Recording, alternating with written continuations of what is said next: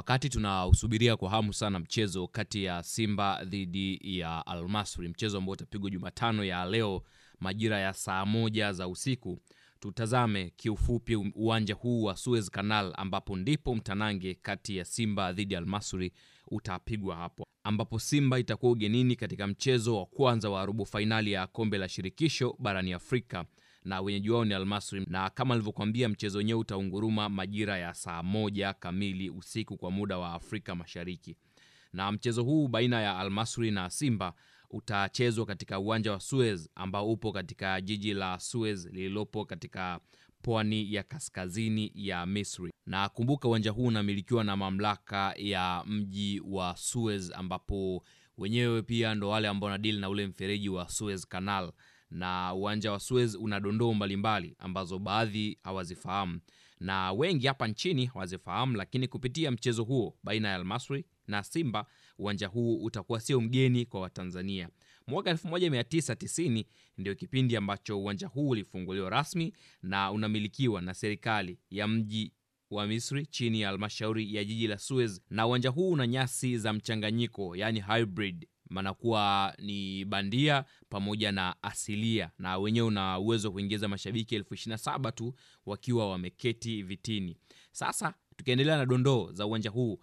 finali ya mataifa ya Afrika mwaka 2019 yani AFCON zilifanyika Misri. Mechi 8 za mashindano hayo yalichezewa katika uwanja huo, ambapo 6 zilikuwa za hatua ya makundi, 1 hatua ya 16 bora na nyingine mchezo wa robo finali. Lakini mwaka 2013 uwanja huo ulifanywa ukarabati ambao uligharimu kiasi cha dola kama milioni 26 hivi, ambapo kibongobongo ni sawa na bilioni 68.8, ukifanywa chini ya mkandarasi mzao wa kampuni ya Arab Constructors. Uwanja huo una bwawa la kisasa la kuogelea, lakini pia una uwanja wa kisasa wa ndani ama indoor stadium ambao unatumika katika michezo mingine ambayo si mpira wa miguu, yani hapa namaanisha labda riadha,